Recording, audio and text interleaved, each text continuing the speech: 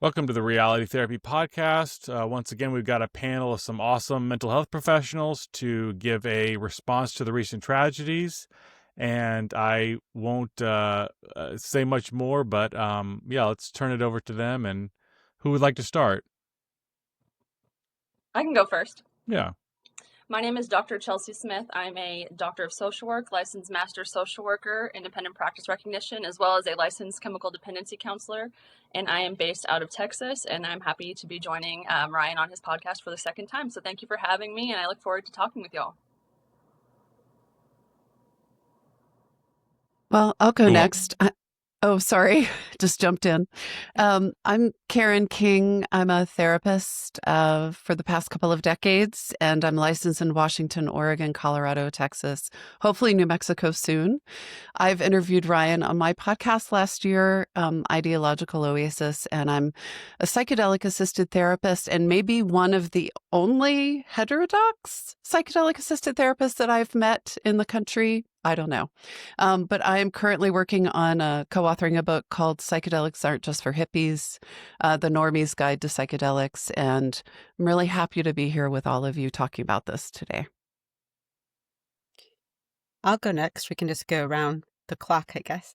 My name's Robin Atkins. I'm a licensed mental health counselor in Fort Wayne, Indiana. I've been on Ryan's podcast once before, and I'm so delighted to be back. I have been specializing in reproductive mental health for the last 10 years. I've been a therapist for 20 years. I'm just really happy to be here.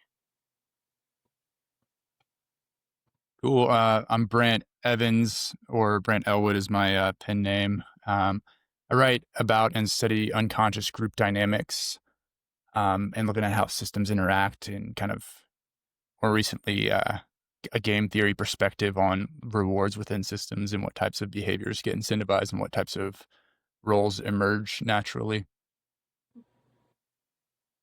All right, I guess that just leaves me. I'm Jonathan Cogburn. I'm a marriage and family therapist in kind of rural West Texas, Abilene area. I work in education. I spent 8 years in private practice, but I work for an agency now that does institutional support for like required trainings for school districts. I helped create a program that supports school counselors who may be the only mental health professional in their county. And those kinds of things. So, and I'll go ahead, Ryan, I'll go ahead and throw something out there if you're good with that. Oh, yeah. Just on the topic. So, Jake Wiskirchen was on the panel that Ryan held yesterday, and he had sent a text to, later that said, "Man, I wish I had seen this Substack article before I went on the podcast," because he was like, I would want to say something about it. And so I'll read you guys a little bit of this quote. This might be a good way for us to kick off. This is from Hannah Spear, who some of you may follow on Substack. She writes a lot of good Substack articles. I believe she's a psychiatrist. I'm not 100% sure on that. I have not been following her very long. She says, "I'm awaiting an email from my community that I know will never arrive. After George Floyd's death, churches, synagogues, schools, every HR department across the West flooded inboxes with carefully worded statements of solidarity. But now, after the killing of Charlie Kirk, a father, husband, and leader deeply loved by millions, there's silence. The silence speaks volumes. The difference, of course, is that people mourning Charlie won't demand their religious institutions grieve with them. We don't expect pastors or rabbis to send emails about political tragedies. We know that's not their role, but the selective response exposes a truth. Progressive ideology has thoroughly infiltrated these institutions, and now it's the right kind of tragedy, not the depth of loss, that determines who gets public mourning and who gets ignored." I will say, I don't know if I fully agree with her assessment, but I think there is definitely some truth to it. And there are some valid points made there. So I'd love to just throw that out there and see what reactions there are among the rest of us here. The first thing that comes up to me is like, you have to do some kind of a calculation in your head to see how much compassion a person deserves. You know, what level of political points does this person get in order to dictate how much I care about this issue? Yeah. Yeah. Hmm. Chelsea, you're about to say something. I always have thoughts running through my head. It's just who I am. I think that it's a tragedy. I just think it's human decency, no matter your political views. If someone passes away, regardless of your beliefs or if you like the individual or not, then if you're any kind of a decent human being and you have compassion and empathy of any sorts, then you're going to feel some sense of loss, or be upset in general that another fellow soul walking this earth has lost their life, that a wife, that two young children have lost a parent or a loved one in general. Those children will be raised and they won't ever really know their father because they're so young as it is. And so I just, my heart breaks for both Charlie Kirk and his family, as well as the individuals, out there celebrating his death, or, the individuals not recognizing it really, especially the professions. Like as a social worker, when you said that there was no message that came through, an email that never happened, I can say I've even gone on the NASW, the National Association of Social Workers website, and I haven't seen anything posted about it. Nothing, acknowledging this ever even happened, but there's something on there that'll right in your face where the CEO of the NASW is talking about how individuals going into cities, like National Guard, it's wrong, it's a tragedy. And it's like, okay, but you can't acknowledge the fact that there was an individual going out into the schools and talking to our youth. And you can only imagine how many young and up and coming future generation of social workers that there were, that Charlie Kirk has spoken to, or given an input to. And that it's all different programs and majors that he's talked to, and there has to be social workers. And the least that the NASW could have done is acknowledge that, because if we're respectful of diversity and inclusion and all this stuff that we say that we are, then we're going to acknowledge it for every life, not just the lives of certain political professionals. I just it makes me sick. So, kind of piggybacking off that, one thing I haven't seen anyone do is correct the narrative around what empathy means. Right now, it's often I empathize with those I like or I care about, but that's not empathy. Empathy, you can empathize with anyone. I could meet, and I have gone into prisons or jails and met with people who have murdered other people, and I can empathize with the events in their life that unfolded to that point. I can emphasize with the terror or fear they felt in that moment, or even their desire for power. That's within me too, the desire for power or control.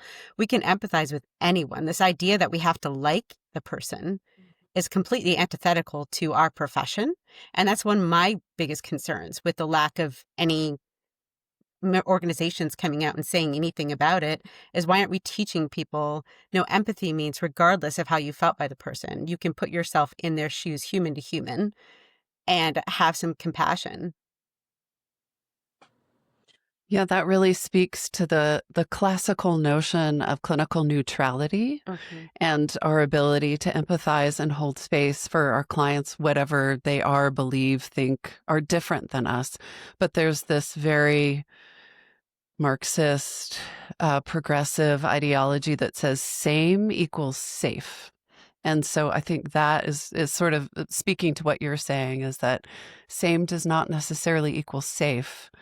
And what is safe anyways? Safe is relative and needs to be challenged as well. So safe and empathy are these two things I think that our profession has really failed on. And to see, I don't know if you all have gone onto the Facebook groups, the therapist Facebook groups. I've peeked in just to kind of see what the temperature is. And I have to say, I'm a little heartened that I'm hearing more self-identified conservative therapists speaking up. I don't know if you've seen this too. That was a little heartening, because I feel like it's been crickets for years.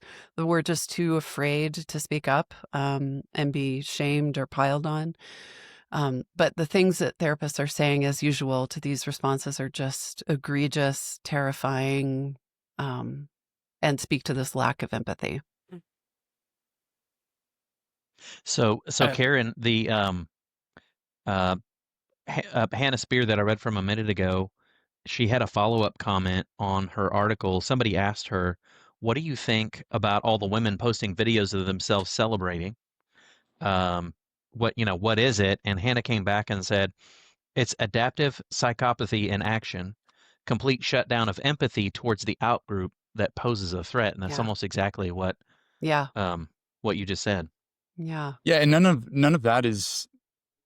I've like studied groups so much, and it's still shocking and horrifying. And I just want to say, first of all, like I feel so sad, so angry about how this has all gone down. All of the stuff that we're talking about, like I noticed myself wanting to, write and analyze, but like I really feel pissed off, and it hasn't gone away. Um, and I'm getting the sense that a lot of people feel shook up and awakened by that. But this is like the minimum group paradigm research. I don't know if you guys are familiar with, but the Stanford prison experiments illustrated this concept where you can draw these very arbitrary lines, but once you get people identified, even with a very tenuous link with a specific in group, they're capable of really dark behaviors towards the out group. And it's research that's like we've seen and we've been able to replicate, and then we just kind of shrug, and there's not a lot of policy or thought built into how we structure institutions around that, especially in the age of the internet, which has us all confused about how to like work with that material. I do want to just real quick, there's Ryan, we might have even talked about this on the podcast with you. There's a Shinto myth where the sun goddess basically gets shoved into a cave by the god of the storms. And these are great, like, metaphorical figures, right? Like the sun is associated with like light and truth, and the storm, Jungian thinking is like water represents unprocessed, unconscious material. And, what we wrote about in the book, at least, is like this idea that a lot of these groups that are aiming for repressive goals, they go and they target the sun energy first. And so like Charlie Kirk is that figure where he was emphasizing debate and open communication. And I see it as mirroring that myth really closely, where we watched a murder of an innocent man who broke no laws and was guilty only of like spreading his ideas peacefully.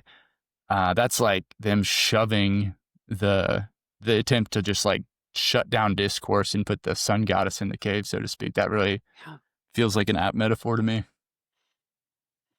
I really feel that as you're talking. Like I notice tears coming to my eyes as you talk about Charlie Kirk being the sun. And, it makes me, I've been thinking about how do we change this? I mean, I've been thinking about this for years. Like, what do we do? How do we change? How do we save our field? And it strikes me like my brain goes right to the pragmatic, even after hearing that beautiful myth, is we need to have balance in our institutions. 50% of professors in every department need to be conservative and 50% need to be liberal. And that would sort of ameliorate any kind of indoctrination. And I know that's ironic because DEI is instituted in these places and is asking for equal representation. But I think there's something like some kind of move where we could have balance. Somebody needs to come in and mitigate the storms of the God who put the sun in the cave. We need that perspective and balance to move forward. I think in our field and all of the academic fields that Charlie was visiting, talking about. I'm sorry, Karen. I think the biggest thing that we need to do as professionals in the helping field, regardless if it's social work, professional counseling, no matter what that looks like, is really practicing what we preach. That's diversity of thought, being accepting of that. That's really embodying, what we're hoping to see in the world and among our clients. And I think that's something that's really missing because, you're talking about having half and half. That would be great. That would be ideal. But even still, if you had half and half, you have to be willing to sit down and work with each other and talk to one another and overlook the fact that someone else has different views than you. And that to me seems like a very natural thing that anybody who enters the helping field should want to do automatically, because you're going to be walking into different situations, whether it's a counseling room or whether it's, on the streets dealing with clients, say CPS, going into different homes. every person is going to be different, and you have to literally meet them where they're at and be willing to engage in conversation with people who have different thoughts, different opinions, and not, I think what they did to Charlie is because they knew that he was effective, and he was doing it. He was using words, and words are powerful, especially to our youth. And I know my associative thinking is going wild here. It normally does, but I think that we really need to practice as a field what we preach and what we say that we stand for, and not just say it as feel good fuzzy terms, but actually literally live and breathe and practice it. So The problem I is the want to. field. The Go ahead, leadership, there Robin. could have been even a leadership opportunity, like how Jonathan was talking about how they never came forward or sent an email to this Hannah Spear girl. She was waiting on an email that never happened, and how I'm talking about social work never did that. It was even a moment for leadership. You don't even have to agree, but like if you're the CEO of the NASW, step forward and be a good leader. Show some that you have concern, empathy, and that rise above your own beliefs and opinions, and show people, model that behavior. Be healthy. It's not that hard. So I want to kind of Go ahead, tie Robin. that back to what Brant was talking about. Part of all this to me is the makeup of the biology of men who like to quest. This feeds kind of into the whole mythology of things. Men are on a quest, and this young man who chose to do this felt he was on a quest. The problem was his quest was manufactured for him. We have been telling generations that there's nothing in life worth more than instant pleasure and gratification, and any slight verbally to them is literally violence. And I'm not surprised then that he misunderstood the assignment. And I think Charlie so offended him because Charlie was on a valiant quest. People can disagree with his message, but the way he delivered it and how he chose to do it and how he engaged with those who disagreed with him, he was on a valiant quest. And I think our profession has gone so far in the wrong direction that we don't even acknowledge any of this anymore. We don't even acknowledge people hurting on a day-to-day level because they aren't being fulfilled at their core of what they're designed to do. And I think then we end up with these manufactured crises, and the media is more than happy to help propagate them. And our leadership in our fields are more than happy to stoke the flames of it. And it just, I don't know how we fix it, but I don't disagree with anything anyone said here yet as far as ideas of what to do. Yeah, I wanted to jump back in on kind of the tail end of what Chelsea was saying a second ago. I was putting some thoughts together for today, and so the end of these thoughts are going to be a question to y'all, but I'm going to address where I am on it first, just for fair game. I was thinking about we have kind of a new phenomenon. I don't know if y'all have seen these website tip lines for reporting, Yeah. people you see out in the community, coworkers, educators, therapists, doctors, whoever is, doing like social media celebration. This is totally, I can't verify it, but I've seen people say, oh, well, this many thousand people have been fired now as a result of online celebration of Charlie's death. And, so again, take that with a grain of salt. But, Chelsea, you were talking about practice what we preach. And I know a lot of us have feared cancellation, loss of livelihood, especially those of us who live in states where the board is more kind of rife with this indoctrination that we've talked about. And I know friends have had to defend their licenses because people on the left wormed their way into a secret conservative group, took screenshots of their thoughts that were not posted public, and sent them to their state boards, and they had to go before their state boards and protect their license. And by the way, I don't know, y'all probably know this, but when I tell the coworkers about this kind of stuff that goes on, they're totally shocked. Most of them have no idea that anything like that's happening. But I try to share some of that. So, but on the tip lines, okay, let me share my thoughts. I'm gonna turn it over because I want y'all to be able to speak to on this. So I think, like, on the one hand, the way that's happening is similar or kind of the same as the cancellation that happened before, where the left was kind of initiating it, and it was this ideological based. There's some similar structure.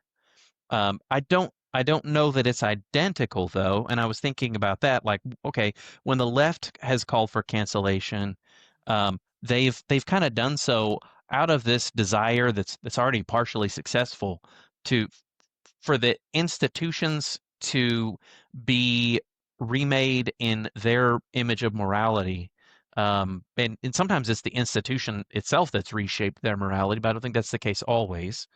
There's been some kind of force that's been applied there from individuals to the institutions too. But the purpose of that is like moral conformity. So we're trying to force people to be morally conformed and become part of the end group, the struggle session, right? So that's like a particular shaped intervention with a particular purpose. When I've seen it the on the right, I don't feel like the motivation's entirely the same.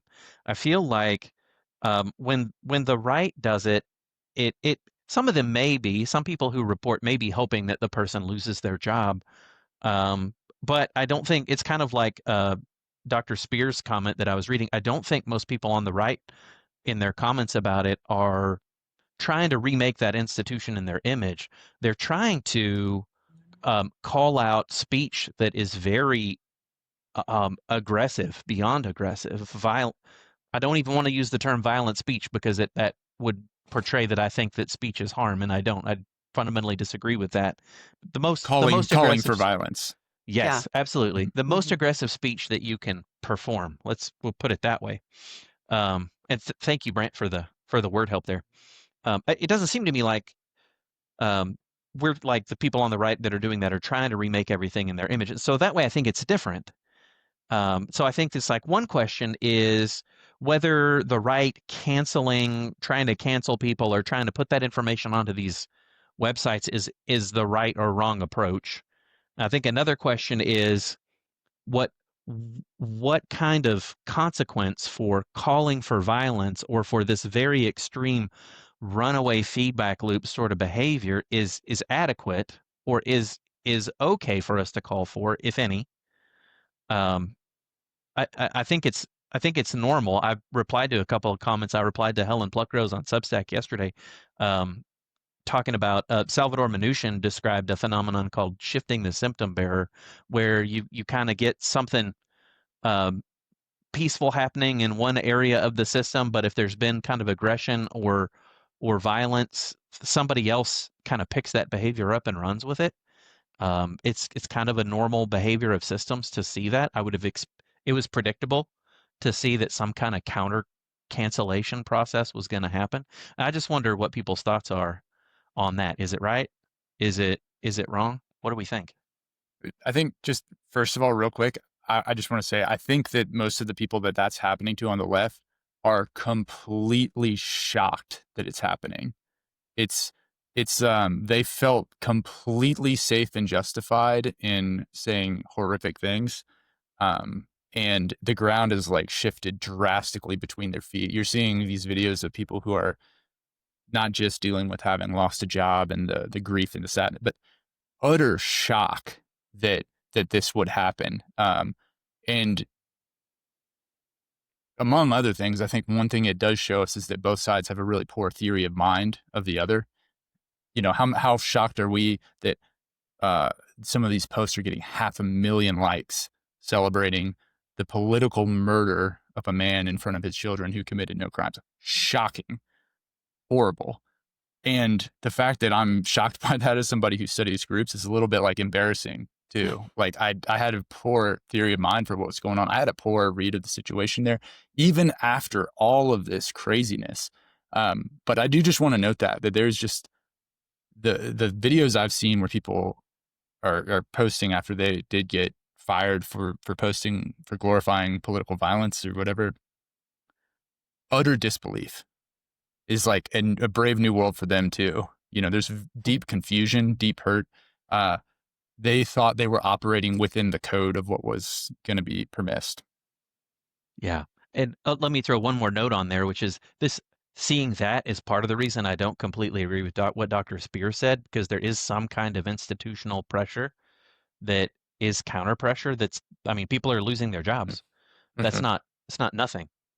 Yeah, those are the emails going out are from these institutions saying, "Hey, we fired these people," but we're not seeing. It's from a different level of the system that we inhabit. I just want to throw out there, I am in no way, shape, or form a clinical worker. I have a deep respect for people who work one-on-one or, in counseling sessions with individual clients. But I want to throw this out there that I think that, I'm surprised by the number of individuals too that are celebrating this tragedy. But what it speaks to is the amount of projection on the left and disillusionment, but also the level of just how real unhealed trauma is within individuals who are celebrating it. Like, those actions and behaviors, obviously, as we know as professionals, speak more about things that are going on internally with them versus, people on the right or Charlie Kirk or his family. So that makes me sad, honestly, as a professional in the field, to think about what those individuals are holding and what's going on within them, that they feel the need to, and they feel justification in doing and saying these things. I wasn't surprised at all, unfortunately. And I came from the far progressive left. So I think that's probably why, is I made a progression from 2019, 2020 to where I am now, which is conservative. I don't know what I am. I'm heterodox. I'm whatever is left after progressive shifted. But I was not surprised. And I see all these young people, and there are some older people, but we've taught them that there are no consequences for their actions. And so it is very much they're operating within this paradigm of lack of containment. There's no grit necessarily or resilience. It's if I complain, then I'm rewarded. And so, and then I get a bigger group of people that care about me, and maybe it's illusory, but I feel cared for. So I see that as the behavior is like, oh, I can do this because it's within the paradigm, and I've been brainwashed by the algorithm to believe that everything that doesn't agree with me is an ism and should be shut down. So there's no nuance, and there's no ability to have these conversations like Charlie Kirk did so well. And your question, Jonathan, was like, should this be happening? How do you feel about this? And I think I've surprised myself in that I'm really more of a free speech absolutist than I realized. I don't think these people should be losing their jobs. I feel like it is a cancellation process from the right. I understand the impulse. I mean, sure, a little bit of me when that happens, I'm like, yes, justice. Because I've been living in self-censorship and fear for so long of being canceled by the left and, defending my license. But I think there's ideologically something that we have to preserve that like you referenced, Chelsea, Dr. Smith, that about the ability to have these difficult conversations with diverse perspective. However, I do think a call to violence should be not tolerated. But I think there's like a wide range of infantile behavior that's like psychopathic and borderliney that should be unfortunately tolerated. Just my 2 cents right now. So, but we're talking, Go ahead, Brent. is that, just real quick, is that I think when I agree with you mostly, Karen, and the caveat too is if you're a health worker or a teacher, well, and you're yes, that's straight up glorifying, I think that's okay. I think if you're talking about some like independent restaurant owner who says, I'm not sorry he's dead, like you have to leave that person alone. Yeah. And that's where the line is to me. I think asking that legitimate, and I'm not saying the right is doing this right now. I think people are bloodthirsty. I feel it too. But I think if somebody's going to be working with kids or in a situation with vulnerable clients, and and they're publicly posting, rejoicing about the murder of an innocent man, I'm okay with those people losing their jobs personally. Or the anesthesiologist is like, what happens if she's working with a conservative patient? Yeah, like a Trump tattoo on you. Right. Then you're dead. Come on. Yeah. Mm-hmm. So I'd like to get y'all's feedback. Go ahead, Robin. I kind of see that a little bit differently, or a little slight angle on that. I don't like the snitch lines. That reminds me of the COVID snitch lines of like, call because your neighbor took a walk outside. I'm not a fan of snitch lines. However, I am a fan of public feedback. So I'm a fan of anybody seeing that, then responding to it with, this is not how we behave as human beings. And I'm also fine with any employer choosing to fire someone if they happen to become aware of their behavior. I don't think the people reporting it are causing the employers to do that. That's still under the employer's control and decision. So I don't have an issue with employers choosing to do that. I also don't have an issue with people choosing not to go to an establishment where the owner has said these things as a consumer. So I'm fine with everybody having their freedom of speech and everybody else having their freedom of reaction to that speech, as long as no physical harm is done. So that's kind of my overall take on all that. Let me point something out before you jump in there, Ryan. So part of the reason I asked that question is I expected there's more ideological diversity in our realm of discussing this.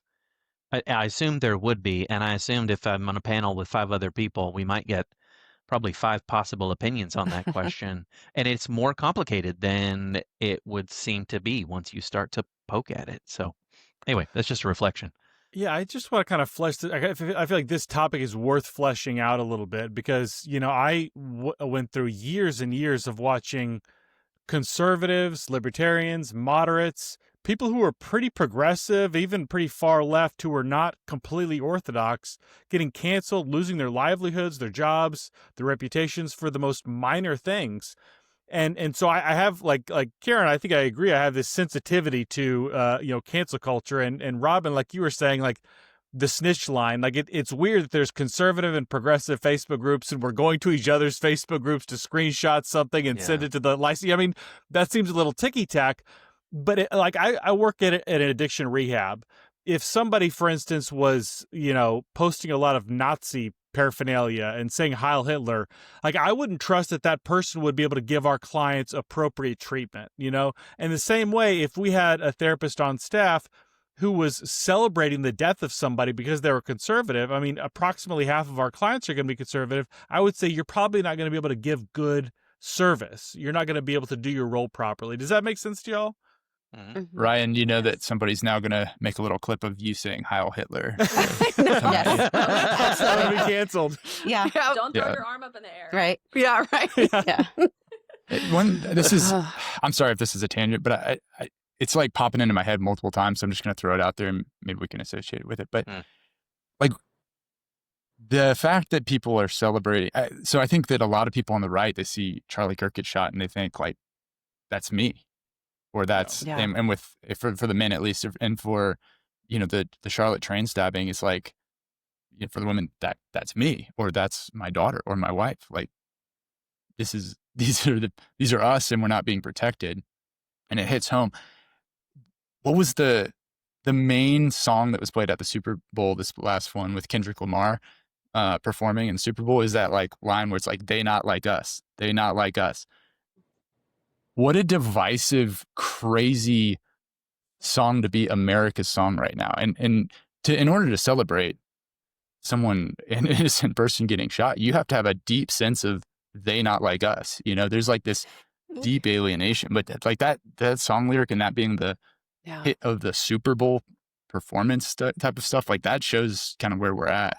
Well, if I'm not wrong, Kendrick Lamar did that as like a way to point out what was happening, not endorsing that.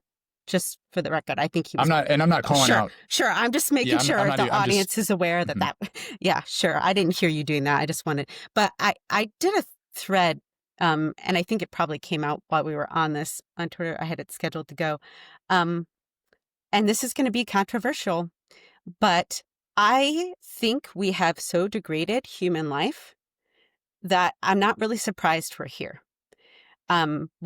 So I've talked about publicly before my abortion, and we shout abortions and we celebrate abortions. My child died, and we call that justified. So, I mean, when I come from that place and look at this all from that angle, a completely innocent human being that hadn't made a single choice in their life, had not said a single word in their life, can be slaughtered. I'm not really shocked we're at the place now where if somebody says something I disagree with, I get to kill them too. I'm sorry, I know that's extremely controversial, but that's just where my mind comes at it from. And I understand the situations are different. And we don't have to get into all those arguments now about bodily autonomy and all that. I just wanted to point out that human life is pretty degraded overall. Mm. Well, we've been actively dehumanized by a transhumanist agenda. I mean, sorry, if we're going controversial, I think Yes, we I could agree. just state, I you agree. know, that, and maybe as far as women, maybe I could speak as a woman, is that, when I'm called a chest feeder or a period haver by my gynecologist, then I know that there is something happening, in our culture today that says I'm dehumanized. And so there's so much from 2010 video games and smartphones and social media that has dehumanized the other side or ourselves or even our human bodies that, yes, I agree with you. It makes total sense why we're here, unfortunately. Mm. Mm. I think this is probably going to be very unpopular for people watching this, but this is just my personal opinion. I think that you're talking about 2010. Well, if we look at what was happening around 2010, that time period, who was our president? President Barack Obama.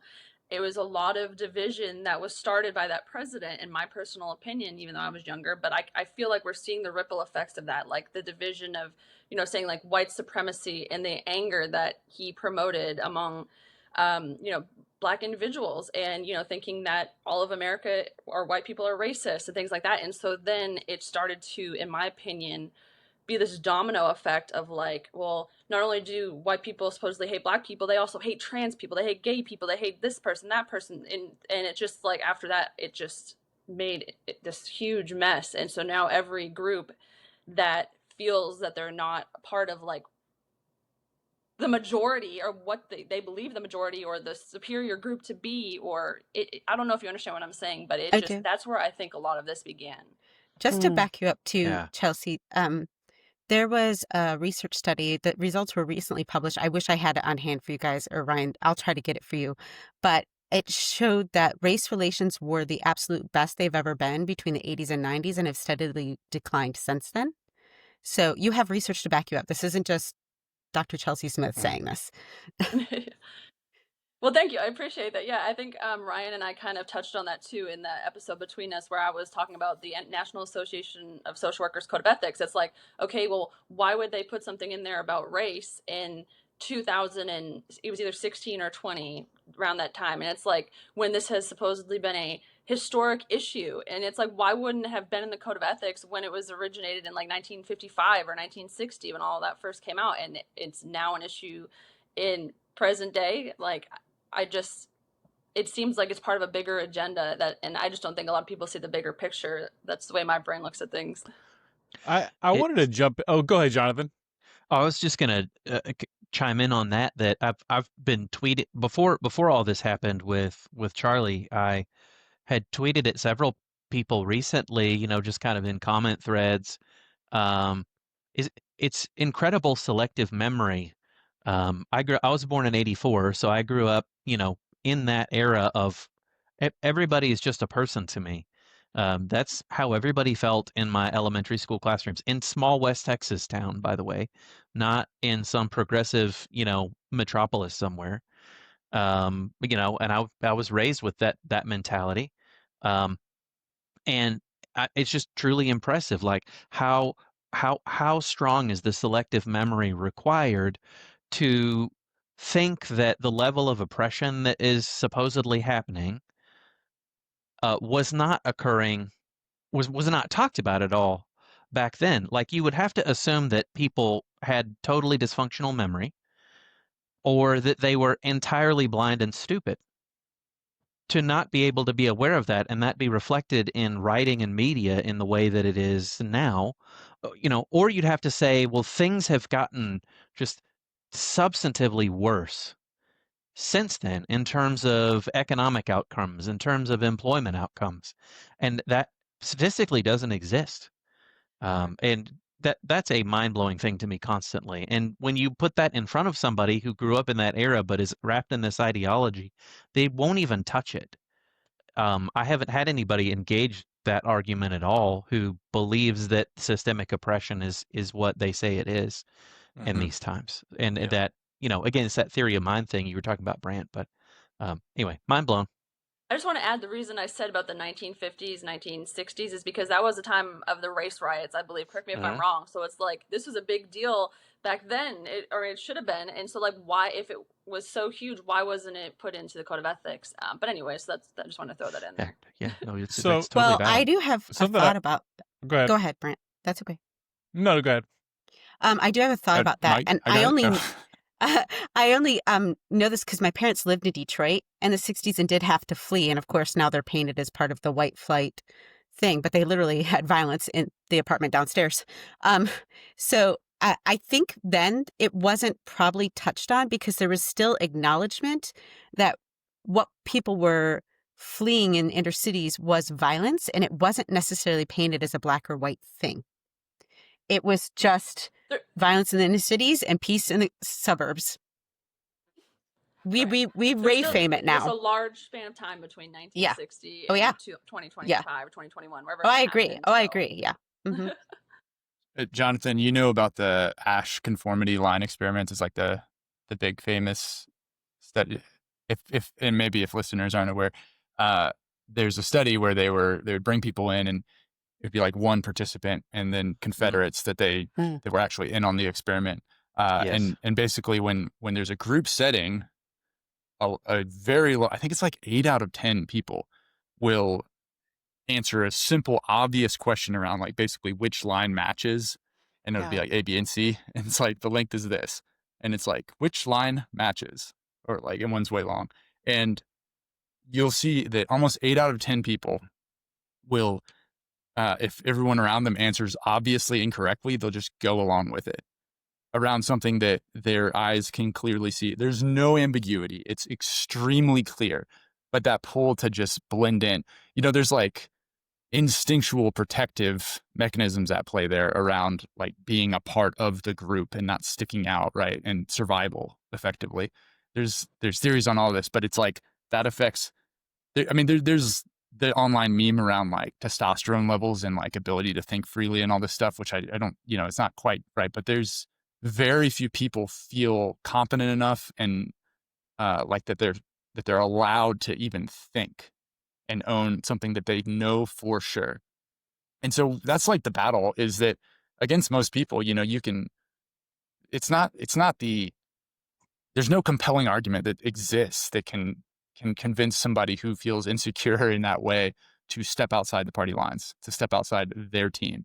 It is a matter of like instinctual survival at some level and so we, rightfully kind of get upset. Like I've had this conversation with tons of people. I'm sure people have experienced it with me on the other end too, where I'm just like not going to see this argument because I have to be in line with my people. It's so threatening to break step and deal with the consequences. And so even like Charlie Kirk, like what we're like fighting for is this like this middle slice of people that are able to change their mind. And that's really what like this tug of war is. It's rare that you're going to get somebody who's deep in groupthink, deep in conformity to suddenly just like jump ship. That's not how we're built. I have to be reminded of this because I get frustrated constantly when people just will not entertain a very clear argument, or you say the wrong set of statistics and now you're a racist kind of thing. But that is like how we're built. It's deeply embedded. I want to see if anybody notices this could be controversial because this is looking at the right side of things, the right wing side of things. Do you feel like some of these progressive ideas have been like spoken into existence, like yelling at white people constantly, you're hateful and you're racist, and then the level of racism increases, or like yelling at men, you're hateful and you're sexist, and then all of a sudden you got this rise in repeal the 19th. Does that make any sense? Yeah, there's research around that actually. That when you go, I think Lee Jussum did this at Rutgers. Yeah, that if you are basically primed to be racist or ist of some sort, if you learn about DEI. And so I think it's the framing. I think you're noticing something that we're all existing within now. You can't resist it as a white person because then you have privilege and you have white guilt. You can't argue against it and you can't accept it either because then you're inherently bad. Yeah. So you make me think of two things, Ryan. I think of Milton Erickson, and his probably one of the only interventions that he used all the time was an intervention called seeding. He made interventions up all the time, but seeding was something he used consistently, and that was where he would sort of subtly suggest that something might happen, but in a very affirmative way, non-verbally. So you're trying to seed an expectation that this session is going to go well, or that you're going to go into trance comfortably and it's going to feel nice, or any number of things. And then uh, kind of complementing that is here we go. Ryan's going to smile as pursuer distancer pattern again. Um, what Murray Bowen talked about was if you pursue someone in a particular direction, you're treating them as if that outcome is likely. That's kind of like Milton Erickson's seeding, right? But so the idea being is like if you are in marital conflict and you want the marital conflict to stop, you have to treat your partner as if they're capable of de-escalating in order for the marital conflict to subside.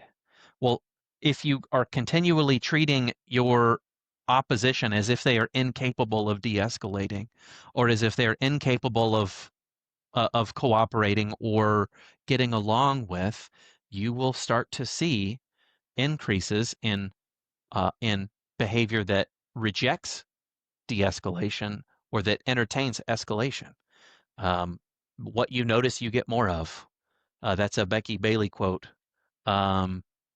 Problem talk creates problems, and solution talk creates solutions. That's Steve DeShazer. So that's a very real phenomenon, I think, that's been understood, but for a very long time.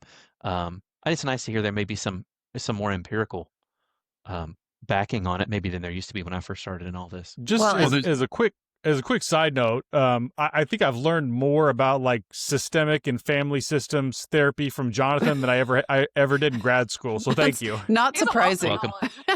Well, Jonathan, Go ahead. Just real quick, one of the other effects there is that I think a lot of like young men, probably specifically young white men, they're like, well, everyone thinks I'm a racist piece of shit anyways. Yeah.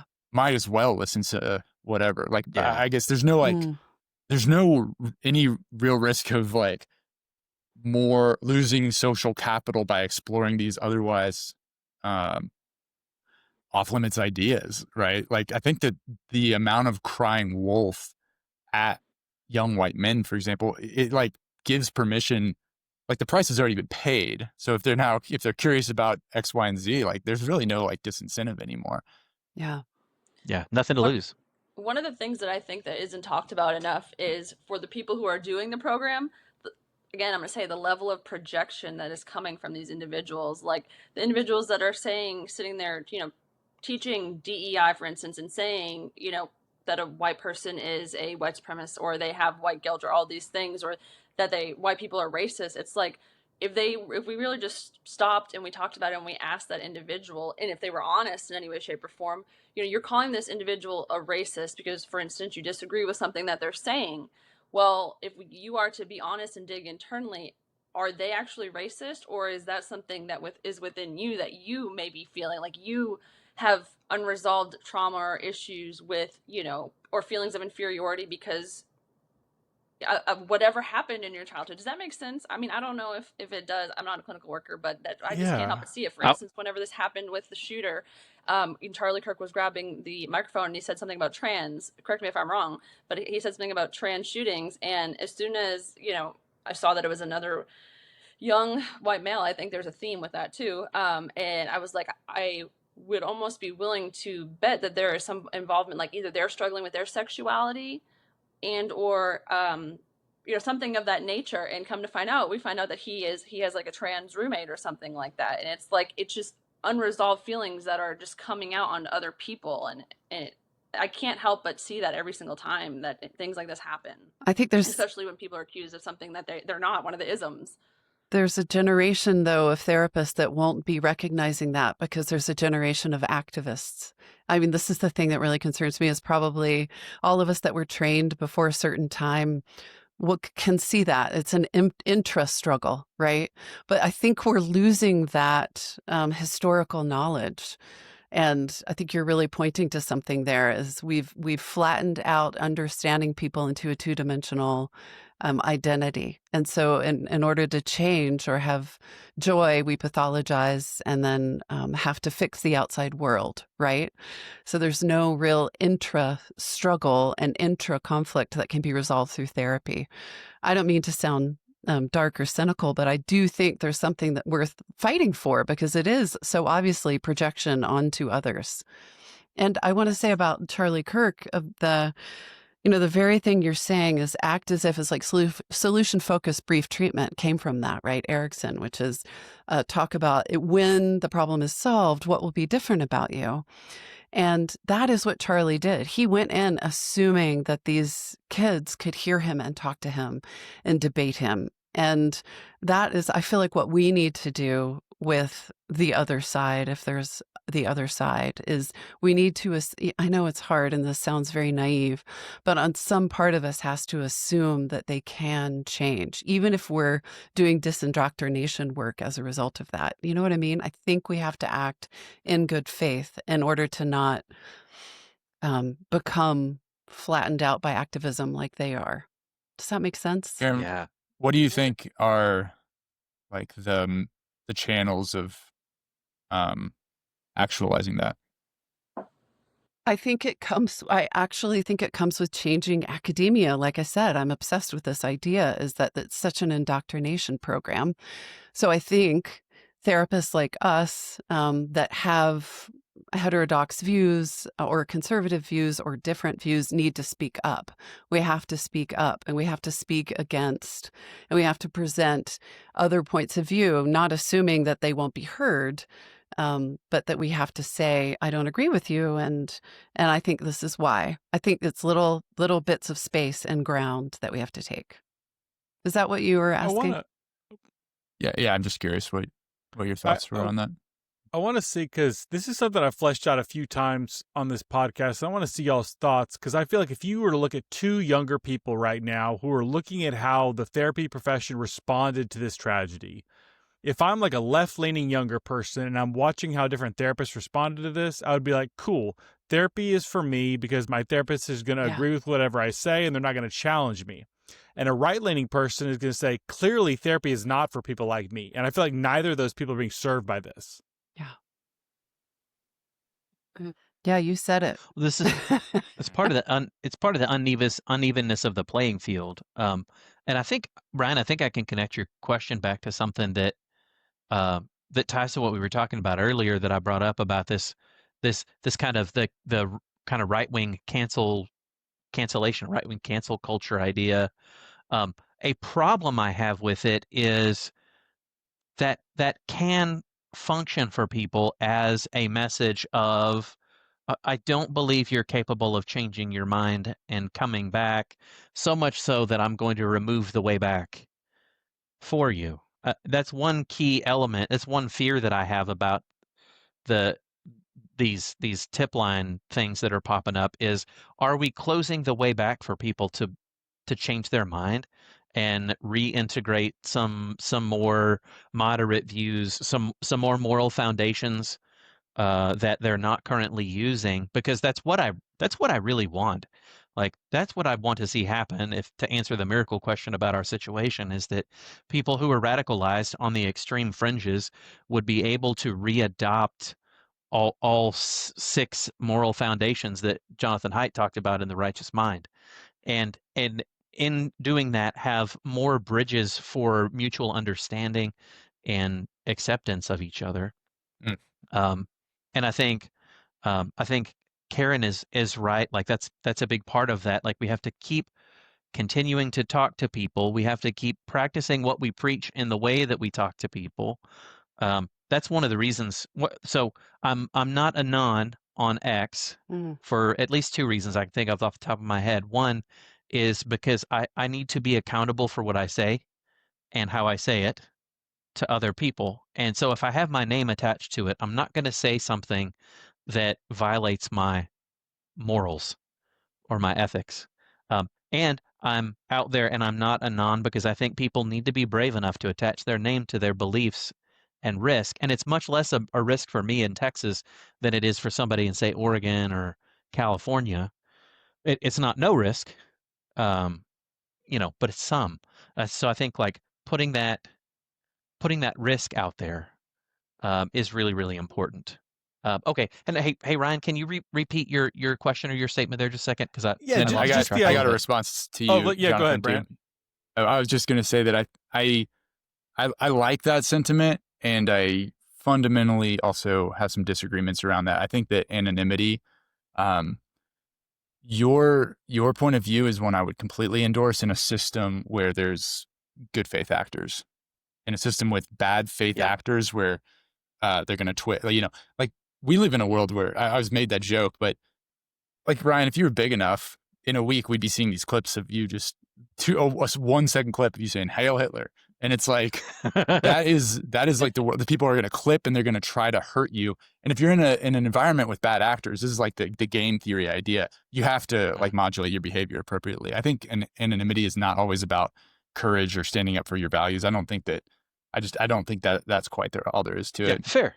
And then the That's a other good thing, point. man, it wouldn't come from me because I have, no influence or following effectively, but I do think that we need somebody, maybe like even like JD Vance or somebody on the right hand side to really definitively argue for how do we deal with the Stephen Kings and the Malcolm Gladwells that have issued what looks like a heartfelt apology, or are at least in a contemplative stage of change around some piece of this puzzle. There needs to be a balance of grace there. And I think the question that effectively we're navigating is, do you want retributive justice, or do you want to build a better system, right? It's like the same type of question that Nelson Mandela wrestled with, like after apartheid, and granting some clemency and some leniency when people would just basically tell the whole truth of the things that happen. So, I think there needs to be some accountability, and like you can't just unify with people that still want you dead and are lying to your face, right? Like that was a quote somebody said recently. It's Agree. like, we can't Yeah. unify with somebody that's lying to our face actively. Yeah. That's not how you deal with personality disorders in relationships. That's not how you reconcile these differences. But yeah, to your point, like we need somebody with clout to effectively, on the right-hand side, to like define what an appropriate response is and how we balance grace, I think. I want to point something out in terms of like how you should appropriately use the internet and social media. A great example would be my friend Jonathan Cogburn. I don't always comment on the stuff that you share, but I watch you and you'll face just hate and vitriol, and your responses are never mean-spirited back to the other person, always measured, always matter of fact, and I really appreciate that. I think you're an example to look to. Thank you. I'm honored by that, man. And I also agree with you, Brant, on here. Let me go back to my pre-prepared notes so you can know I'm not just making this up on the fly. Since Charlie died, I've thought about like, should I change anything that I'm doing? And don't worry, Ryan, I'm not totally changing and flipping around on what you just said either.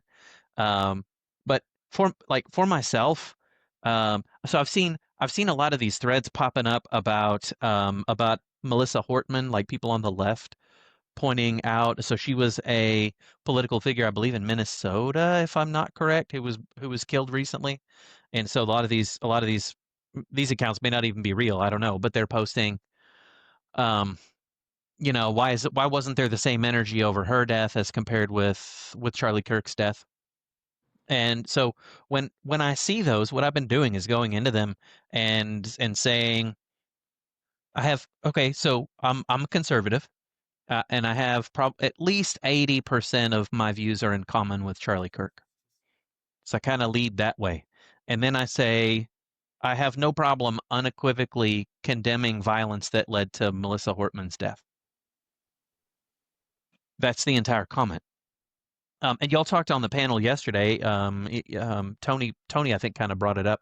The idea about, who do you who do you devote compassion to? Who do you allow yourself to have compassion for? And we kind of have this, we have a growing selective compassion or selective empathy problem. And so that's one thing. It's a change that's kind of brought about by the situation. I want to go in there and do what I think should be done in return. And I hope, I never think, oh, I'm going to convince the person I'm talking to, but I think maybe I'll convince someone who sees that comment thread. Or maybe I'll plant a seed of curiosity in somebody who reads that comment thread that their mind might be changed, and I may never know them or who they are. Um, Another thing that I've kind of decided to change, at least for now, I think, is if somebody opens with, "Hey, you're a fascist or you're a Nazi because you have conservative in your bio," which I didn't say earlier, by the way. That's the other reason that I'm not a non on X, because I wasn't calling myself conservative until conservatives started to be called Nazis and bigots in therapy groups on like Facebook. And so then I just started to think, well, somebody needs to be that out loud and try to demonstrate that it's not immoral and that it's okay. And I was partially inspired by our friend Soad on that as well. She was doing it first. Um, but I saw some wisdom in that. So I'm like, yeah, so these people who immediately lead with that though, I'm not going to offer good faith discourse. I'm going to kind of talk to them as if they come at me as if they're not there. Like I might quote tweet you and say, I would talk to this person if they were willing to consider the possibility that I'm not this wild accusation thing that they say that I am, which is a little bit less engagement, but that kind of ties to what Brent was talking about. But if they're willing to entertain, like, hey, are you willing to entertain for just a minute that I might not be a racist or that I might not be a bigot? Then fine. Yes, I'll be glad to talk to you about, a debate over ideas. But so many times it's not a debate over ideas. But I don't have to do that. Especially starting with the name calling, one of the biggest questions that I would personally ask before talking and trying to plant that seed, maybe that'll help them, think outside the box, is are they in a space to hear what I'm saying right now if they're starting off rip by name calling and saying these things? And most oftentimes they're not in that space to be able to. I want Okay. to hear Robin. I I haven't have a heard from you couple in a thoughts minute. around this. First of all, I probably mention this on every single podcast I've ever been on. I highly recommend the book Alarmist Gatekeeping by Dr. Debbie Garrett. She did her doctoral thesis on this idea around self-censorship and being kicked off the survivor's island, so to speak. So whatever side of whatever debate you're on, being terrified to speak against your tribe because then you're kicked off the island. It's a phenomenal book. And for me, so my first death threats I started getting on X was in 2019. So I've been at this a long time as far as having people call my cell number, having people tell me they know where my address is and I have children, la, la, la, trying to get my license pulled. Like this is not new for me. But her book kind of laid out for me the playbook being used against me and really helped me know how to better protect and arm myself. Another thing, I did a very short thread about benevolent trolling. That's what I call it. But it's basically just the concept of matching the energy of the person coming at you. So sometimes people are going to come at me with snark because they're feeling some type of way. A lot, like you said, Dr. Smith, they've got something going on inside them that isn't about me. But if I can match them in a funny, less intense than them way, just slightly lower than their intensity of snark back, suddenly we have something in common. We have a personality trait in common. We have the snarkiness in common. And I have seen a lot of people be willing to then shift into good faith conversation with me after being willing to meet them there. And again, I never intensify it more than them. I never take it to the next level. It's always trying to just gently bring it down. And maybe that's specific therapist gifting that all of us are probably taught how to meet clients where they're at, but also de-escalate. So I realize that not everyone might have that skill, but I'm sorry, I kind of forgot where I was going with all this. But as far as I guess what I've changed since this whole past week, I wasn't expecting how deeply personally this hit me. Charlie's death. I of course, knew who he was and seen a few videos there or there, but he wasn't one of the main people on the right that I had followed or listened to. I'm kind of a Ben Shapiro stan and a Jordan Peterson stan. So I just wasn't that familiar with him. But, and I saw somebody else state it this way. I felt at my core someone who wants to move amongst other humans like me was taken out. And I'm not saying I'm as benevolent as Charlie Kirk at all. He was a gifted man. I'm not trying to equate myself with him at all. But I mean, someone who wanted to meet someone that's other and a place of good faith and genuineness. And I also think I felt it on a spiritual level that a brother in Christ was taken. And so I wasn't expecting it to kind of hit me. As I cried most of the day. And I think since then, I've just really had an increasing amount of bandwidth of compassion and empathy that I didn't have before. And I've connected on a level with the shooter, and that I've taken a human life.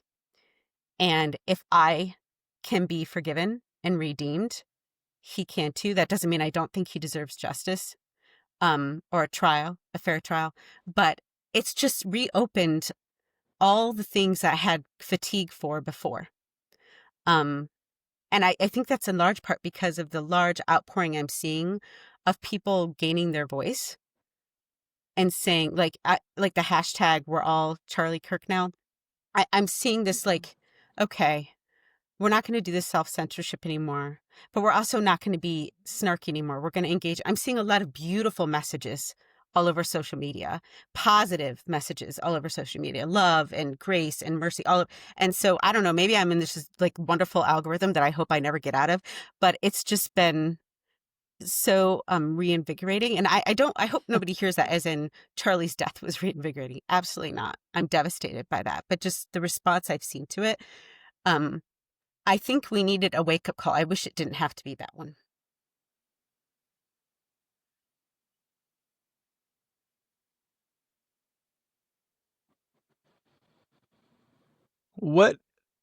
I mean, I don't know if this is too broad, but when you look at kind of both the shooter and so much of the response, we're all kind of either mental health professionals or adjacent to that in some way. Like, what is going on with America's mental? Because like it seems like we've just fragmented into this like psychosis or something. Do you mean as far as Ryan, I know I texted you about this yesterday, but I wanted to Go throw ahead. it out there for the group. I'm just like I was specifically talking about like people like celebrating Charlie Kirk's death. No, go ahead, Chelsea. Dr. Oh no, Smith, I was just sorry. going to share. You were talking about like what the profession and everything like that. I'm not sure if everybody else on here is aware, but I texted Ryan yesterday because I had read that Tyler Robinson's mother, though she's a conservative, she is a social worker. She's a conservative social worker. But I, immediately in my mind, because I noticed weird patterns, I'm like, you know what? That's really interesting because Thomas Matthew Crooks, if you guys don't remember him, he was the shooter for President Trump in July 2024. He shot his ear. Both of his parents were said to be social workers. Now, that's still up in the air because I've seen articles use social workers, but they may be LPCs.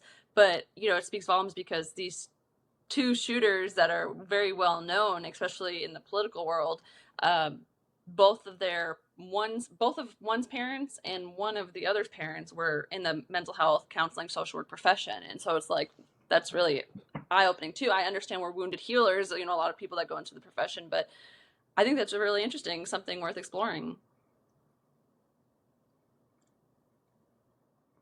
I'm processing. I'm taking that information in. It's a lot. Yeah, just. I don't know that I see. Hopefully I didn't throw us way off track, Ryan.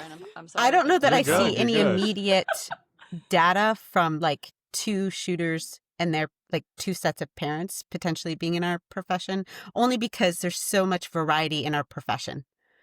I do think there's something to having a parent who's in our profession in general. My kids would tell you they probably have to talk way more than most kids have to talk. And so I think, but that's not even universal in our profession. I'm sure some people are sick of talking to other people by the time they get done with their workday and go home and aren't so inquiring of their children. And maybe I am too much, but I think we're just such a diverse profession. I guess the only thing I would say is overall in our profession in general, I think we've gotten too affirming. And I don't know if I don't want to speak ill of these parents because I know nothing about them, but that's the only potential maybe I could see of were they too affirming and not confrontational enough. But that I'm not in their shoes, so I have no idea. Right. And just for clarification purposes, for anybody listening, I'm not saying, that this is, something that I'm not bashing the parents. I am just pointing to something that I observed, an observation, if you will, Yeah. Well, something that is within that. I had seen that his mother was a social worker that was reported that. I hadn't seen that she was conservative herself. And then I think, well, man, golly, like she could have been in a group that I've affiliated with, I like thought the same thing. and been in chiming in on threads on some of these groups that I've been a part of this last few years. And so that's wild and eye-opening in itself. Here, let me go back. Let me take kind of the woke element out for a second, though, and just kind of highlight some family dynamics things. And Robin addressed one of them already, which is, so if you have family structure that's extremely loose, bordering on chaotic, and you're a kid and you're growing up, but let's say maybe it's kind of chaotic and politically conservative, well, then you might be inclined to go in a really different direction and in a direction that maybe matched the affirming that you were a part of and that felt kind of the same, but that was very different politically. It's very normal for kids leaving home to be on kind of a pendulum. It's almost part of the launching process. It's a natural phenomenon. Take the other side of that. I'm kind of picturing the circumplex model of family systems in my head, and if y'all want to take a look at that, it's pretty interesting. It's a kind of a grid view of family rules and structure that one of Murray Bowen's students came up with, I believe. And so on the other end of the circumplex model is intensely rigid and very, very. I had many friends who grew up in kind of intensely rigid, religious, maybe more than spiritual households, who left for college, and then they hop immediately on that pendulum, and then they go, Went "Oh, way Robin's pointing at liberal. herself." I went way liberal. Yep. You know what because I'm of that. talking about then. And so that phenomenon existed. Yeah. It's been super normal phenomenon for a long time, right? Except now we have this super hyper affirming machine that our kids go into. And so, you're already kind of sending yourself that way, or your developmental trajectory is sending you that direction. And then you get this hyper burst of affirmation and acceptance over drifting that direction, that's almost probably euphoric. And you end up, falling very, very far from the tree, from which you grew. And just in terms of beliefs, in terms of ideas and expectations about what good morals and ethics and socialization look like. And I just want to highlight that's there, and it's always been there, and it's a natural phenomenon. And so we also can't attribute everything to ideology. It certainly influences it, but that's kind of tied to all of this. I don't know if this is exactly on your question earlier, Ryan, but have y'all have seen like all of these posts from the political leaders on the left saying, "I disavow, the violence that happened to Charlie Kirk," right? There's no place for this in America. They say the same thing, all of them. Yeah. So this made me think of when I think that's fueling their typical rhetoric. The typical rhetoric of the leadership of the left is fueling a lot of the norming of this idea that my countrymen are Nazis because they would put conservative in their bio. They're certainly not attempting to correct the record. Go back to Chelsea's comment earlier. President Obama never corrected the record about Michael Brown. He chanted along with what the leftist media was saying about Michael Brown, even though he had access to the information that the public narrative about that was totally false. I mean, you're the head of the DOJ. You have the ability to know the facts of the case, and you choose to continue misrepresenting them for political advantage. That's pretty toxic behavior. And so, and I know y'all all have seen these same leaders talking about MAGA extremists and how fascism is on the rise and is a danger to, American democracy. That buzz phrase is really getting old for me. But I'll say this and then I'll turn it over to y'all. I've treated some women who were escaping violent narcissistic abusers before, and I'm sure y'all have probably too, or you've seen that, or you've helped them. And the question that I learned to ask in a private practice setting over that, if they kind of got away for a minute, if they got away and they were kind of in a safe place, but I thought they were maybe at risk of going back, because that's a pretty normal phenomenon too, is I would ask them, how long would you need to see demonstrated change, like visible change in this person, before you knew for sure that it would be safe for you to go back to them? Interestingly, many of them said 5 years, and I thought that's kind of wild that many of them came up with the same number, just from the time that I started asking that. But that phenomenon, I think, applies here too, because I kind of feel like we're at the hands of narcissistic abusers, and in terms of being vilified in this way. And I'm glad that they would disavow that publicly, and I will trust them as soon as they also repent for all of the name calling and failure to correct the record that's happened over the last at least 10, 15 years, over some time. I'd like to get Brant and Karen in. I feel like I haven't heard from y'all in a minute. Yeah, I mean, any day now, right, Jonathan? We'll get all that. Yes. Yeah, for down sure. the line. Well, I mean, that is why it's important, though, going back to the Malcolm Gladwell moments and the Stephen King moments of retracting a lie that he was apologizing and retracting the lie that he had spread about Charlie Kirk.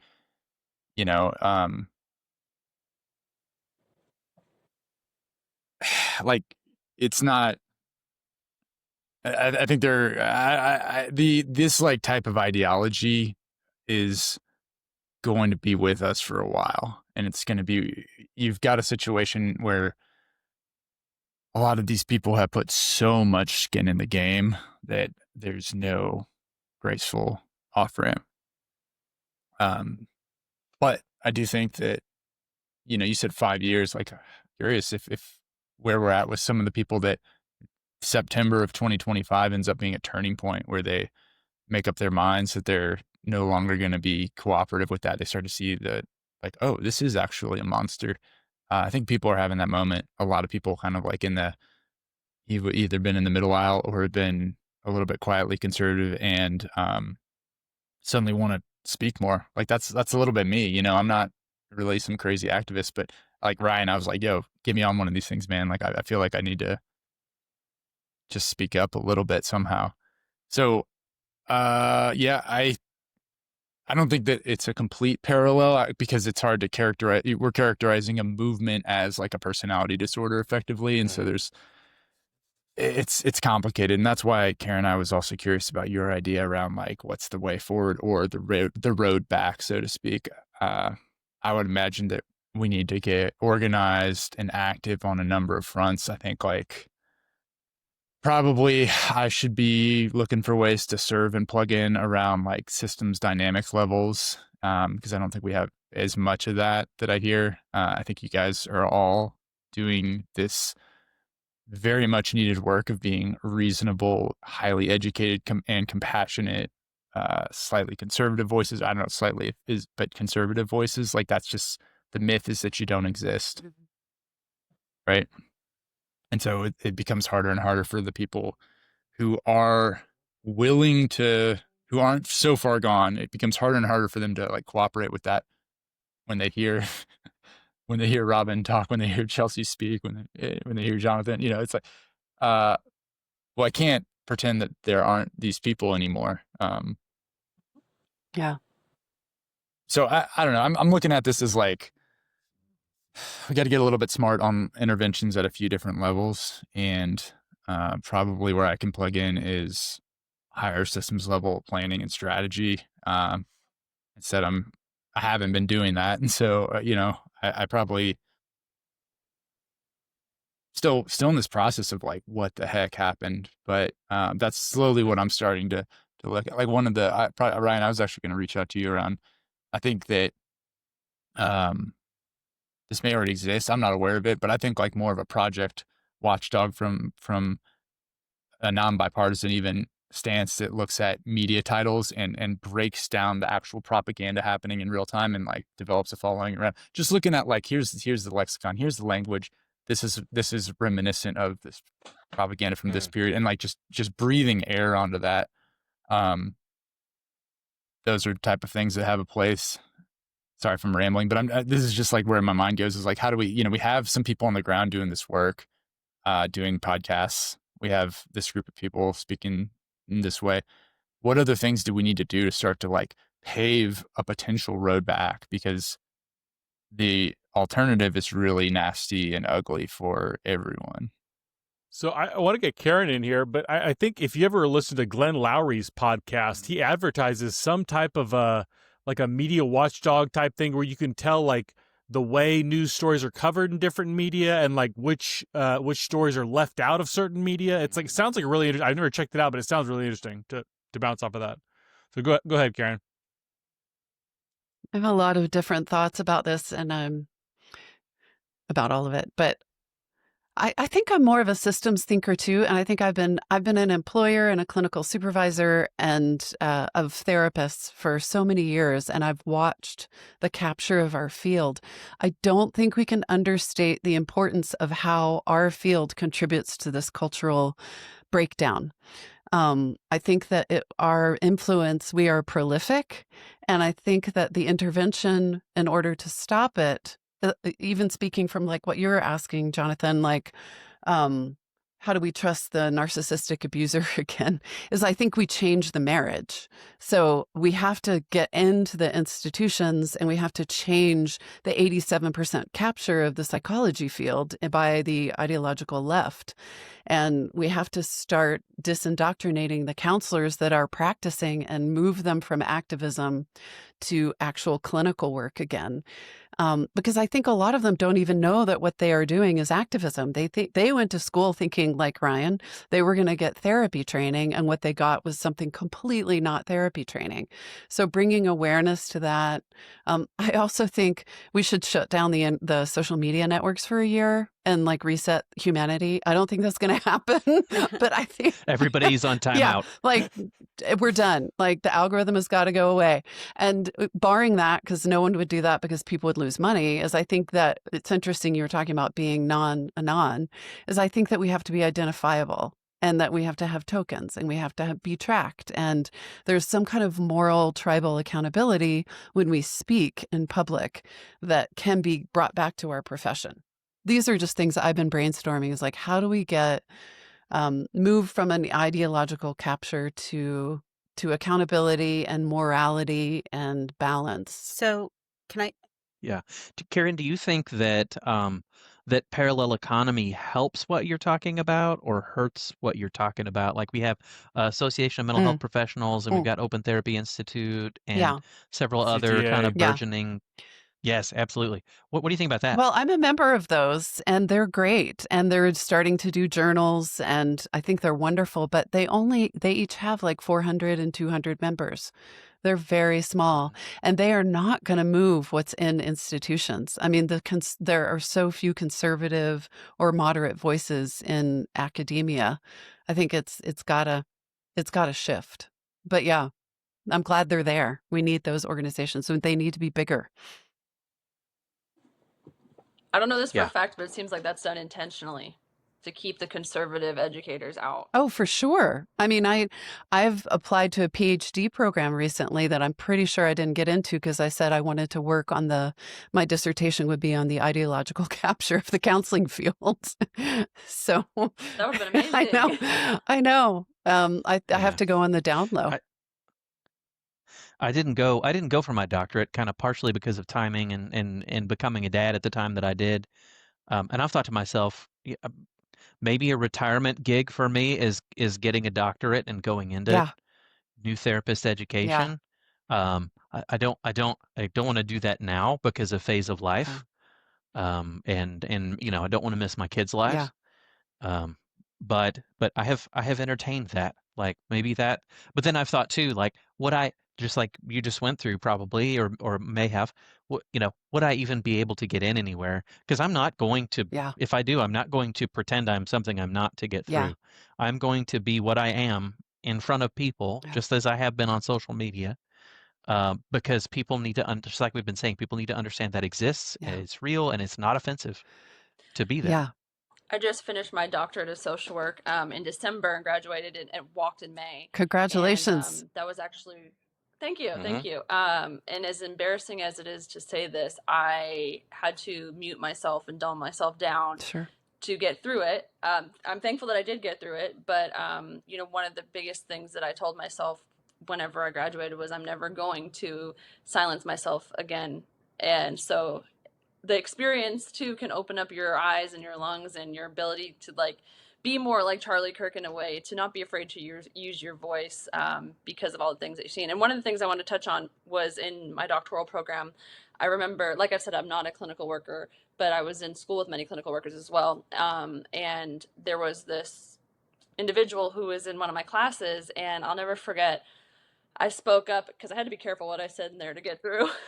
And they just kept saying, like, if they had a client who disagreed with them on something or, had a certain viewpoint on something, about transgenderism or something like that, then it would be bad and they would get into an argument with them. And I'm like, well, that's kind of like a problem. If you are a clinical worker and you're going into these situations, you already have these negative feelings of what you would say to this client or that client's like, I remember saying that to them, and it wasn't very pretty, and I was astonished by the, what they said back to me, because I'm just like, it's really sad, because these are mental health professionals on the front lines who are supposed to be helping individuals, clients, like who have struggles with mental health issues, childhood trauma, things of that nature, and we're supposed to be helping them, and you can't even put your own traumas or feelings aside to do that for them. I mean, that's contributing to this bigger problem that we're seeing unfold in real time, that, like, in my opinion, prompt things like we've seen with the killing of Charlie Kirk. Yeah. It's I crux. I just want to jump in with a spicy take here. I think that the education system is captured beyond repair. I think there needs to be a reckoning where, I mean, even just at a core level, ask yourself, if you're working with somebody who got a degree in 2023, what does that even mean? I got my master's in, I think it was awarded in 2017. I finished work on it in 2016. Even then, I looked around at who was passing with me, and I, worked very hard to get like a very good GRE score and all these things. And then I remember just being very shocked by like this is a cohort at an Ivy League institution. And it's gotten worse. It's gotten so far worse. Colin Wright is highlighting these a lot right now on Twitter, of like, this is what a modern day psychology doctoral thesis looks like that was gatekept, that passed through the gate. And so I think that that's not an institution we're gonna save. I think we're gonna have to. That's gonna have to be. We're gonna have to get real with the fact that that's been lost effectively, and then we need to like rebuild that. I do not think the vice grip corruption of upper leadership is so complete in the world of higher education. I do not think that battle gets won.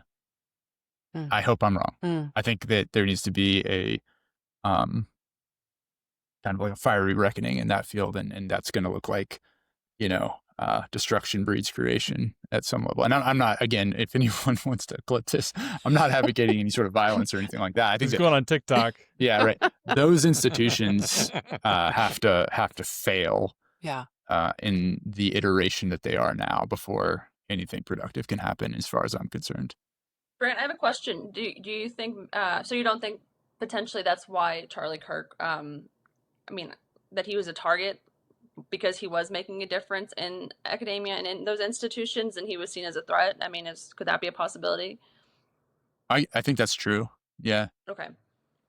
I do too. I So was just wondering. I was kind of trying to feel out where you were on this. Yeah. So- No, I mean, that's one of those things where you hope you're wrong, right? It'd be good to be wrong about that. Right. I do think you So- are correct.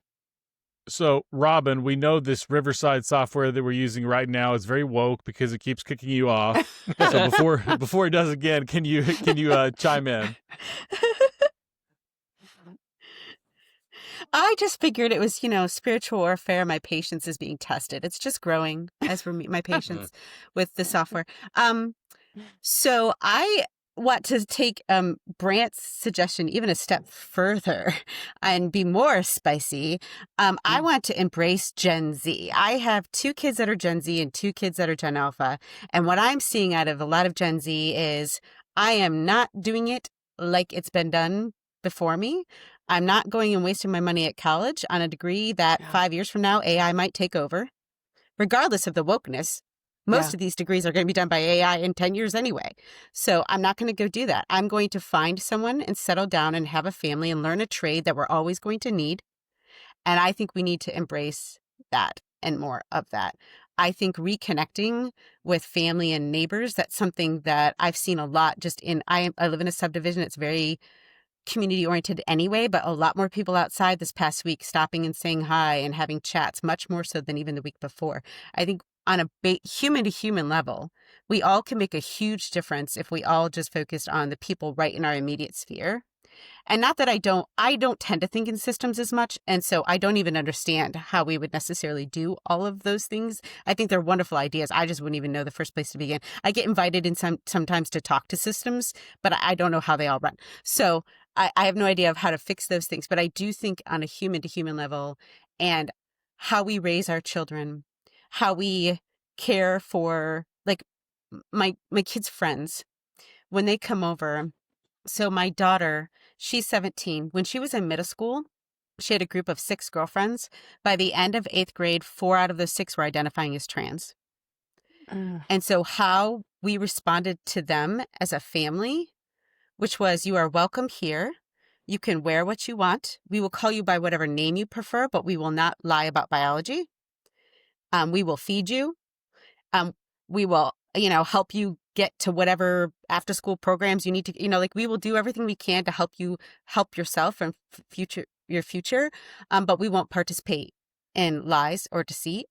And we won't harm you. And I think all of those kinds I think if we embrace more and more of that, especially the youth, I think we'll see a huge turnaround. Kind of like people say Gen X was the answer to the boomer generation of not having any emotional awareness. Well, that's true.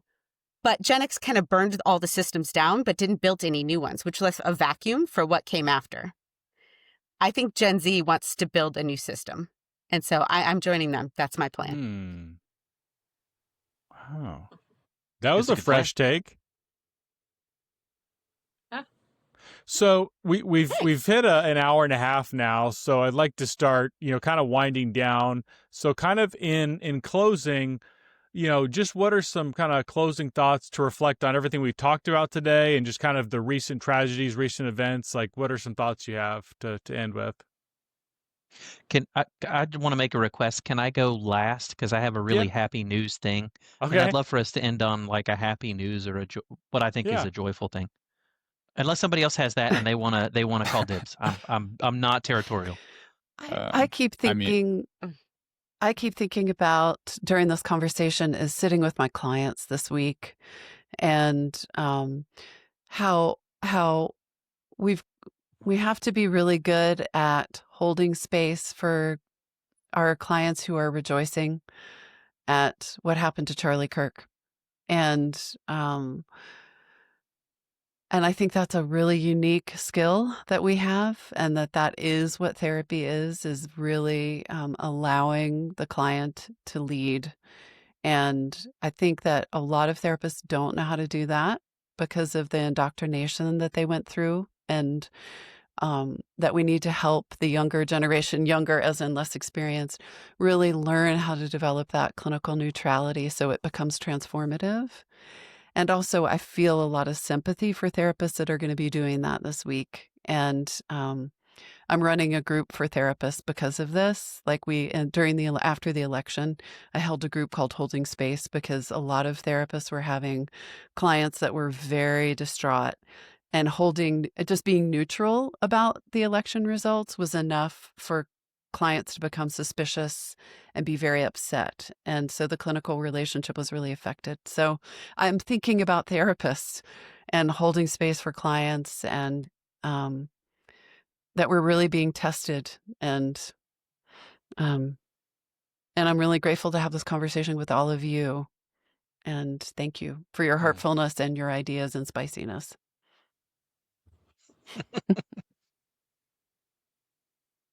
What a real thing, though. It's like neutrality is seen with suspicion. Yeah. Oof. Yeah. I can relate. I'll just jump in. I think. So I'll. I was just gonna reiterate. Like I feel really sad and broken up about the events of September, and we didn't even mention Irina Zaronsky yeah. or whatever her name. You know, Mhm. I was already crushed. And again, it's not because I know these people or follow them closely. I feel like they signify deeply wrong things with our culture at the moment and with how we've set up our society. And I feel that on a personal level. I really feel sad about it. I've teared up. I don't really emote much, and I've teared up a bunch over the different posts and thinking about the family and his daughters and the family of Irina Zaronsky and others that are dealing with that. Yeah. My hope would be that we can channel that into positive action, more community, more organization, and more willingness to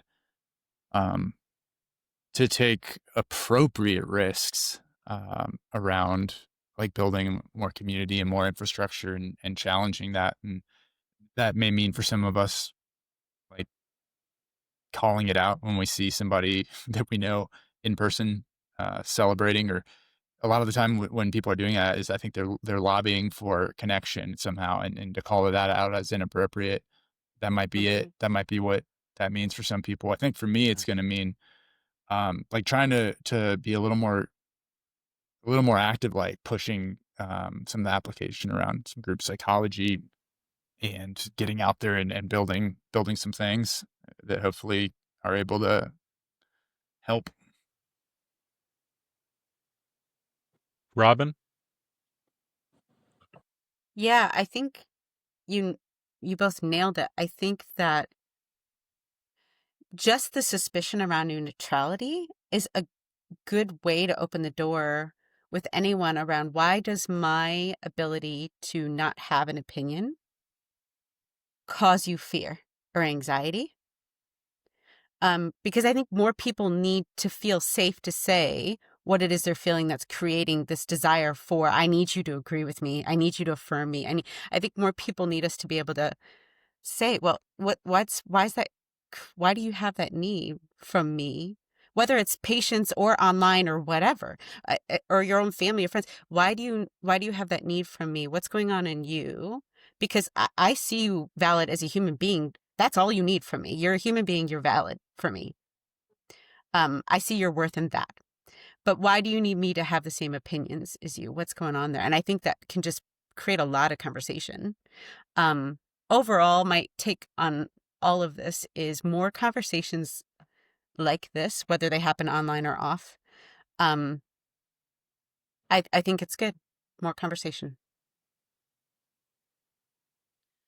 For me, I have to say that I am very macro-minded, and I think what Ryan is doing by having, individuals from various different fields, like I'm from social work, y'all are LMHTs, LMFTs, and just being able to bring diversity as far as the field goes, into this and having conversations and kind of getting each other's perspectives is a huge step in the right direction to beginning to transform and, better our profession than, unfortunately where we've ended up, where we found ourselves present day between the ideology and wokeism and everything else that we're seeing unfold in the world. So I think that what Ryan is doing is huge, and I'm just grateful that he started something like this and that we're able to get together and have these conversations, because if we continue to have them and have this diversity of thought, it's not only helping the people in our profession, but that can have a ripple effect all the way to our clients and the world as a whole. So that's the biggest takeaway from this for me. Thank you, Dr. Smith. I think that's a great opportunity for me to give some bro hype to Ryan too, because I texted him a couple of days ago and just said, "Hey, I think it's really amazing that I've interacted with Robin a whole bunch online. I've interacted with Yeah. Karen a whole bunch online. This is the first time I've had a live discussion with y'all. How would this have happened if Ryan had not created a platform for us to be able to do this, and was very persistent, extremely persistent in trying to get some of us reluctant people to come on and podcast for the first time?" And I'm one of those. I was like, man, nobody wants to hear what I have to say. I But want to point something out, is that it took a while for Jonathan to respond to my messages that I sent him. yeah, it did. But now I'm trying to get the most appearances on reality therapy of any person, and Katie is still beating me. Dang it! And it's a wash. This last couple days is a wash because she was on there yesterday, so that's okay. Katie is awesome. I don't begrudge her being in the lead at all. So I just want to echo that appreciation, and also kind of throw out an idea there that Robin, you touched on, and I think you would agree with this. When I was in school, I attended a Christian university, and we had to write our capstone course was called Integration of Psychology and Theology, and we had to write a capstone paper for that course. And one of the things, and I had written some capstone papers for theological training I had been in before that, and so I kind of borrowed some ideas from that are really important to me. But kind of the idea is that, like, I believe that God foreknew all of this, even the stuff that's happened in this last few days that we find ourselves shocked by, and he chose to allow each one of us to be born regardless of how heinous a part we might play in what is occurring in the world, or how good a part we might play in whatever is occurring in the world. And we were given opportunity to rise to something hopefully very, very good. And that is, I picture, God hovering over the void, the chaos, and looking at it and being able to see forward. And I think, well, he let this person be born and come into existence, that knowing that they would do something harmful, then I don't get a right to assign negative judgment to that person's existence or character, because God has already conferred worth and value on them one time in going forward with his plan for them to be created, and then I don't know how many thousand times over again with Jesus. And so there's two incredible layers of creation and salvation there that kind of keep my mind that's kind of what I ground myself in.